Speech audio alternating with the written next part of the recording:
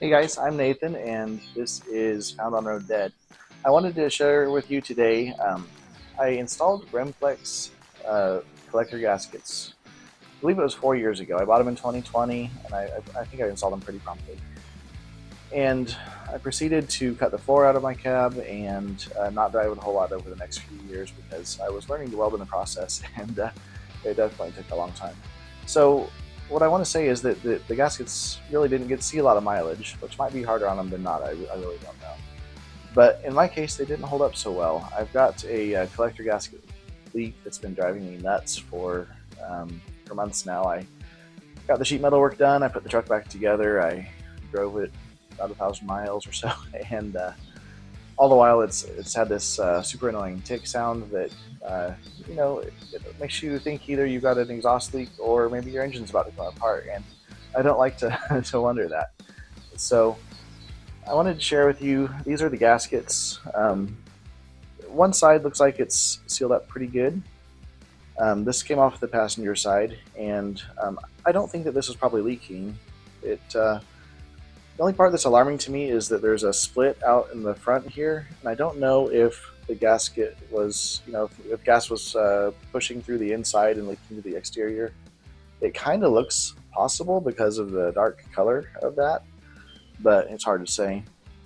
Then on the driver's side, I'm fairly sure this one was leaking. You can see a lot of black material here on this side, and a lot of the meat of where it was sandwiched between the exhaust pipe and the collector is very thin, brittle, and some of it's missing. It's just gone.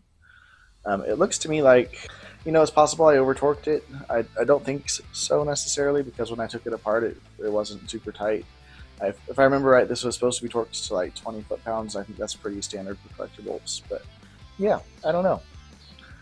Maybe it's something I did. Maybe it's my super cheap headers that don't fit it quite right. I'm not really sure. But in any case, I didn't decide to go with these again. They're not very expensive, but they are more than some things. So this time I'm trying these copper gaskets I got off of Amazon. They are from Luca SNG or Lucasing or something like that. I think they were like $8. No, I'm sorry, $12.99. $12.99. These are copper. They're supposed to be 42,000 of an inch thick, I believe. And it's funny, they specifically say they're for small block or big block Chevy, which mine is not. But I don't think that matters on the world of collectors. I think 3 inch is 3 inch. So maybe I'm wrong again. It claims to have a kind of an O-ring flange here that's supposed to seal it up real good. Got no idea. I've never tried copper ones. Thought it was worth a shot. And I just wanted to. I checked around on YouTube before I bought these, and maybe you guys had the same experience. A lot of guys are installing them. Not so many people follow up with how it lasted or anything else like that. So I don't want to say that my result's typical. It might not be.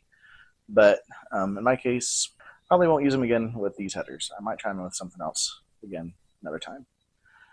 So guys, I'm going to get to installing these new ones, and we'll see if that stops our leak. And if y'all are interested, let me know. Drop me a comment, and I would love to follow up with you after, however many years it's been on YouTube, and I'll let you know how they held up. Let's get started.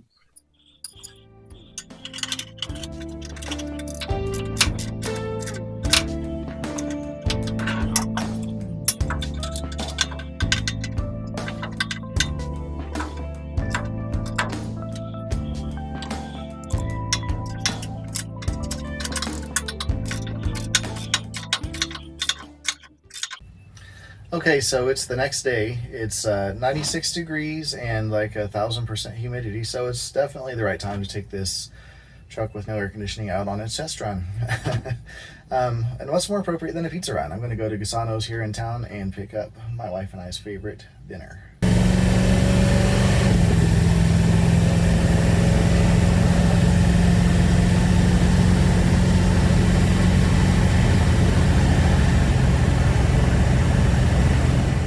And we're back. So I successfully picked up the pizza and had a great dinner. If you guys are near Gusano's, I'd try them out. The truck did great.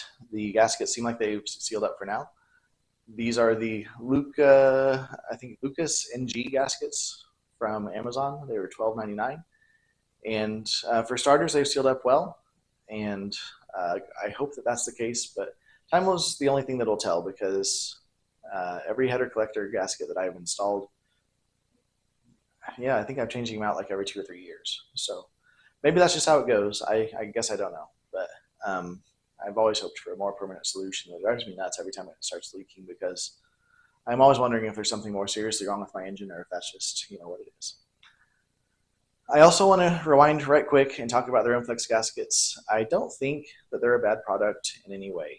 Uh, for me, on my situation, I think I installed them and I might have removed my exhaust and welded it back up and then reinstalled them, and maybe that's what was rough on them.